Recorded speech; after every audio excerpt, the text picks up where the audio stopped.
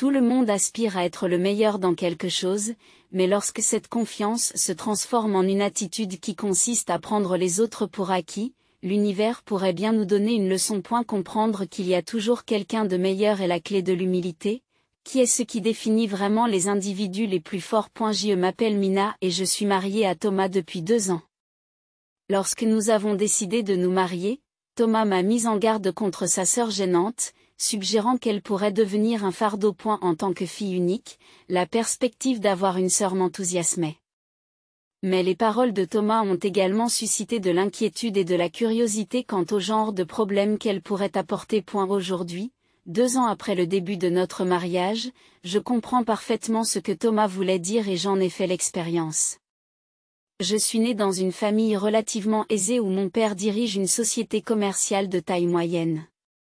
Il est bien informé et sa pensée est progressiste. Mes parents ont toujours respecté mes décisions, créant un environnement où je pouvais librement explorer mes intérêts. L'effondrement de Lehman Brothers en 2008.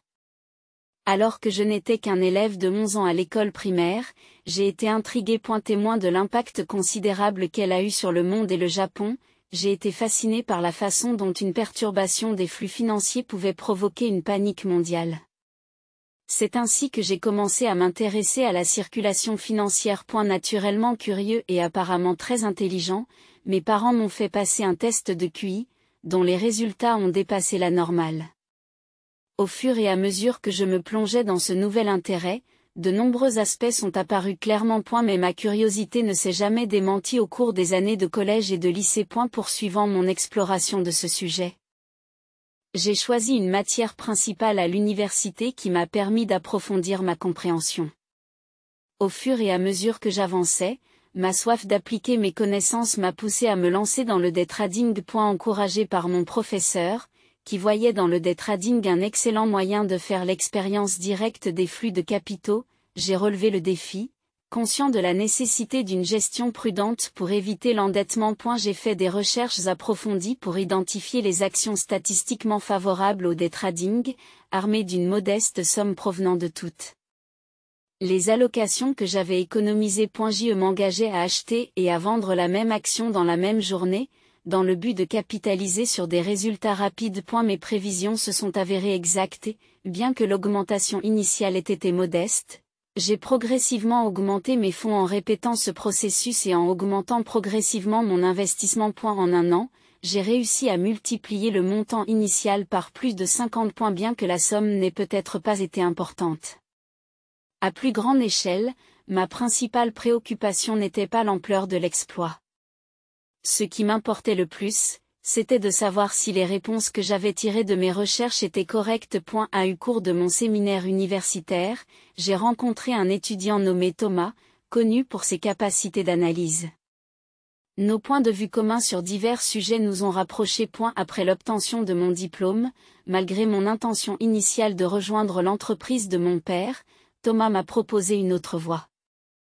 Il a identifié un emploi dans une société d'investissement étrangère, une proposition qu'il a présentée le jour de notre cérémonie de remise des diplômes. Après une célébration, Thomas m'a avoué ses sentiments, sans hésitation. J'ai dit oui. Son intelligence avait toujours été une source de réconfort et son caractère compréhensif me mettait à l'aise. Au fur et à mesure que nous nous embarquions tous les deux dans de nouveaux voyages et que nous acquérions de l'expérience, notre relation n'a cessé de se renforcer. Inspiré par le concept de commerce de l'entreprise de mon père, je me suis consacré à la recherche d'entreprises étrangères afin d'obtenir un avantage dans les négociations, et j'ai établi une base solide pour nos transactions. Thomas, avec ses compétences analytiques inhérentes, excelle dans l'identification d'opportunités d'investissement rentables, ce qui lui vaut des éloges au sein de son entreprise. Malgré nos emplois du temps chargés, nous avons maintenu notre relation grâce à des rendez-vous qui nous ont permis de faire des pauses rafraîchissantes avant de nous replonger dans notre travail respectif. Au cours des 5 années de notre relation, nous sommes devenus indispensables l'un à l'autre. Évoluant vers un système de soutien fiable. Profondément immergé dans nos carrières passionnantes, nous avons décidé que le moment était venu de passer à l'étape suivante. Thomas m'a demandé en mariage en exprimant son désir de passer le reste de sa vie avec moi. Sans hésiter, j'ai accepté sa proposition, impatiente de commencer notre vie ensemble. Cependant, au moment de la réunion de famille, Thomas a révélé quelque chose d'important au sujet de sa sœur, Alice.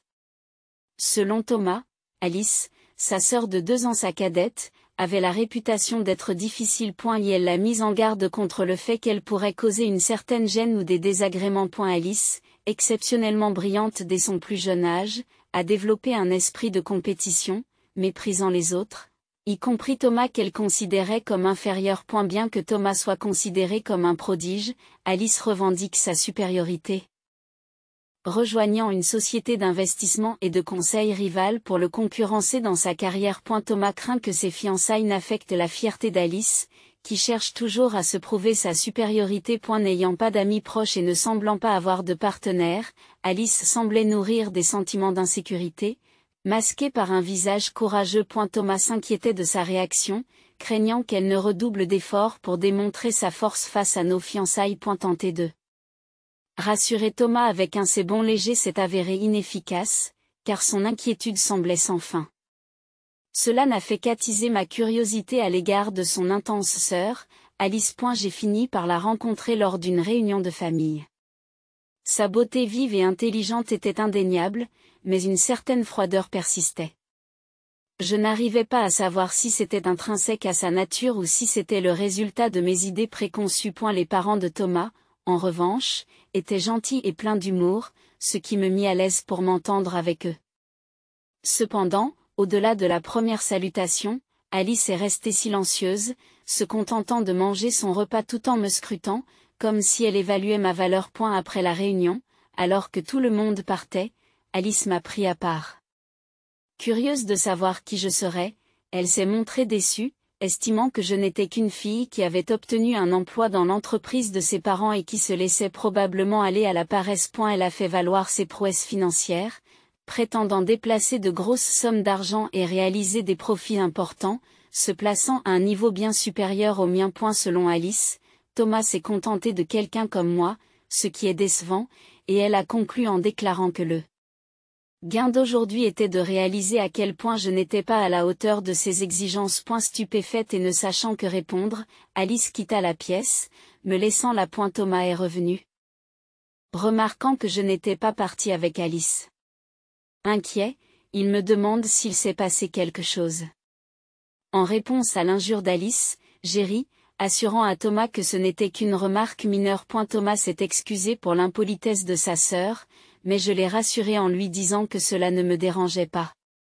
Cela n'a pas fait mal, mais je n'ai pas pu m'empêcher de me demander ce qui se passerait la prochaine fois que nous nous rencontrerions, en particulier au mariage. Étrangement, j'avais hâte d'y être, anticipant les dynamiques intéressantes qui pourraient se mettre en place. Surpris par ma réaction, Thomas et moi avons célébré un mariage grandiose en présence de notre famille, de nos amis et de nos collègues des 2 côtés. Nous nous sommes jurés un amour éternel et nous nous sommes réjouis de cette occasion joyeuse, mais Alice est apparue grognon et irritée dès le début. Thomas avait mentionné qu'Alice n'avait ni ami ni partenaire romantique, je pouvais donc comprendre ses sentiments et les trouver légèrement amusants. Lors d'une pause pour un changement de garde-robe, alors que j'attendais que le personnel m'assiste, Alice est entrée apparemment sans raison. Elle m'a fait remarquer que mon bonheur ne durait que le temps d'une journée et m'a prédit qu'en tant que femme ordinaire, je ne serais plus sous les feux de la rampe après le mariage, insinuant que je me contenterais de ponctionner les revenus de Thomas.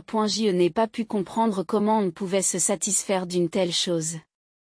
Elle a déclaré qu'elle avait l'intention de monter encore plus haut et de trouver quelqu'un de mieux que Thomas pour un mariage encore plus grandiose. Sur ce monologue rapide, Alice, satisfaite d'elle-même, est partie sans me laisser le temps de répondre. Lorsque le personnel est entré juste après le départ d'Alice, j'ai éclaté de rire en pensant au moment choisi. En m'excusant auprès du personnel perplexe, j'ai commencé à me changer. Réalisant qu'Alice savait comment rendre les choses intéressantes. Depuis le mariage, je n'ai eu aucun contact avec elle. Je pensais la revoir, peut-être à Noël, lors d'une visite à ma belle famille, mais un lien inattendu avec Alice est apparu plus tôt que prévu. Mon père a décidé de faire appel à un consultant externe pour la préservation et l'expansion des actifs de son entreprise. Bien que j'ai proposé de m'en occuper, il a insisté pour faire appel à une expertise extérieure, en choisissant une société spécifique. Lorsque j'ai entendu le nom familier de la société de conseil au cours des négociations dans l'entreprise de mon père, un sentiment de reconnaissance m'a envahi, mais je n'ai pas pu le situer immédiatement. À ma grande surprise, Alice se trouvait parmi les représentants du cabinet et j'ai compris qu'il s'agissait de sa société. Nous avons échangé des regards surpris, mais nous avons convenu en silence de faire comme si nous nous rencontrions pour la première fois, en gardant notre relation de belle-sœur secrète pour les autres membres de l'équipe. Lorsque j'ai discuté de la situation avec Thomas à la maison, il était déjà au courant et a exprimé sa frustration. Il m'a suggéré de me retirer du projet, mais j'ai trouvé la situation amusante et j'en ai ri. Malgré mon amusement, j'ai dû faire preuve de professionnalisme pendant les négociations. J'ai souligné les failles et les insuffisances de leurs propositions, en m'appuyant sur un raisonnement logique qui les a déstabilisés. Alice a tenté de répliquer par des exemples passés et des preuves mathématiques. Mais mes réponses ont mis en évidence leurs points faibles et les ont laissées silencieuses. Et la réunion s'est terminée en ma faveur, l'autre équipe acceptant de présenter une deuxième proposition lors de la prochaine réunion. Alors que je me détendais avec un café après leur départ, j'ai reçu l'appel téléphonique qui m'était destiné. C'est Alice qui répond au téléphone. Elle a reconnu mon succès, mais a déclaré que quelqu'un d'aussi excellent qu'elle ne pouvait pas être battu par moi. Elle a raccroché en disant qu'elle n'avait pas besoin d'être guidée par quelqu'un comme moi. Éclatant de rire, j'ai tenu le téléphone, attirant les regards curieux des collègues qui se trouvaient à proximité. À partir de ce moment-là, j'ai pris le contrôle total des réunions, et leur équipe s'est souvent démenée pour répondre à mes arguments. Alice tentait de revenir à la charge, mais n'y parvenait pas, sa frustration étant visible. Lorsque j'en ai parlé à Thomas, il m'a révélé qu'Alice n'avait jamais été dépassée par personne auparavant. De plus, il a mentionné qu'Alice avait récemment essuyé le refus d'un garçon qu'elle aimait bien, ce qui aggravait son irritation. Je n'ai pas pu m'empêcher de laisser échapper un de surprise et d'étouffer mon rire, alors que le projet de conseil se terminait enfin avec succès. Le chef de l'équipe adverse nous a remerciés, déclarant qu'ils avaient beaucoup appris. Alors que tout le monde se dispersait, Alice et moi nous sommes retrouvés seuls. Alice n'était cependant pas satisfaite du résultat. Je ne suis pas satisfaite de la façon dont les choses se sont déroulées. Je ferai en sorte de prendre le dessus sur vous la prochaine fois. Pour ta gouverne, j'ai gagné en excellence. J'ai même acheté un manoir à mon âge. Seule une personne aussi exceptionnelle que moi peut s'offrir un manoir flambant neuf, déclara Alice, soulignant sa réussite en tant qu'investisseur. Sur ces mots, Alice s'en alla, et Thomas confirma plus tard que ce qu'elle avait dit était vrai. Alice avait en effet réussi en tant qu'investisseuse et avait récemment acheté une tour pour y vivre seule. Tout en reconnaissant son talent indéniable et la réussite à sa portée, je voulais sincèrement la féliciter. Quelques jours plus tard, pendant le week-end, j'avais des affaires à régler dans un manoir de la tour. Alors que je m'arrêtais à un étage intermédiaire, une porte s'est ouverte et un résident en est sorti. Le résident et moi nous sommes regardés dans les yeux et nous avons tous deux poussé une exclamation de surprise. C'était Alice. Que faites-vous ici? Si tu n'es pas invité à la fête, es-tu venu pour faire le ménage? Demandai-je. Il semblait que c'était aujourd'hui le jour de la fête de la maison des célébrités d'Alice, comme elle l'avait mentionné. Pas du tout. Je suis ici pour livrer quelque chose à une connaissance de cet étage. Vous avez une connaissance ici, et vous êtes descendu d'où? Alice répondit. Eh bien, ma maison se trouve au dernier étage de ce manoir. Naturellement, j'ai dû descendre. J'ai répliqué en lui rappelant qu'elle et Thomas vivaient dans une maison à un étage, parce que Thomas ne supportait pas les hauteurs. Alice m'a révélé que la tour était son bureau et son atelier. Alors que nous nous disputions bruyamment dans le couloir, une voix derrière nous a demandé: Alice, qu'est-ce qui se passe? Alice s'est retournée et a dit: Désolé, Seigneur. La femme qui avait parlé et 3 autres femmes nous ont regardés avec inquiétude. Je m'excuse de ne pas vous avoir accueilli en bas. Je m'occupais de... Ah, Alice semblait ne plus savoir où donner de la tête. La femme qu'Alice appelait l'aînée me regarda, fouillant dans sa mémoire, et s'exclama avec surprise, « N'est-ce pas toi, Maya ?» Alice était visiblement confuse. L'aînée a expliqué, « Tu ne sais pas, c'est Madame Mia, notre nouvelle directrice du conseil d'administration externe à partir de ce mois-ci. Elle est également connue comme la déesse de l'investissement qu'Alice admire. » Alice est restée sans voix face à cette révélation inattendue. La personne âgée de poursuivre. De plus, elle possède une part importante de votre entreprise. Ce qui fait d'elle un membre du conseil d'administration. Alice est bouleversée par cette tournure inattendue des événements. Alice, bien qu'extrêmement talentueuse, a une mauvaise réputation en ce qui concerne le travail d'équipe et l'attitude envers ses collègues. Et elle ne peut pas s'améliorer. Elle ne peut pas continuer à travailler dans son rôle actuel. Alice, déjà assommée par la dure réalité, s'est agenouillée et s'est effondrée sur le sol. Plus tard, Thomas m'a dit qu'Alice, autrefois un loup féroce, était devenue un petit chien. Elle semblait avoir enfin compris qu'il y avait toujours quelqu'un au-dessus d'elle. En réfléchissant à mon attitude précédente, je me suis sentie un peu coupable d'avoir trouvé tout cela si amusant. Alice m'a appris à ne jamais sous-estimer personne et à traiter les autres avec respect. Thomas s'est excusé de ne pas être plus impliqué dans ces événements. Mais ce n'est pas du tout sa responsabilité. Son intérêt a montré sa bonne nature, et je l'aime d'autant plus pour cela. Mon souhait actuel est de fonder bientôt une famille avec Thomas. J'ai hâte de profiter de la vie à 3. Si Alice change d'état d'esprit et élargit ses perspectives, elle trouvera certainement bientôt des amis et un partenaire. Une nuit, j'ai rêvé d'une famille de 3 personnes. Et d'ici la fin de l'année prochaine, ce sera une famille de 5, des triplés de la feuille de chou. Je me suis réveillée en sueur, mais je n'ai pas pu m'empêcher de rire à cette idée.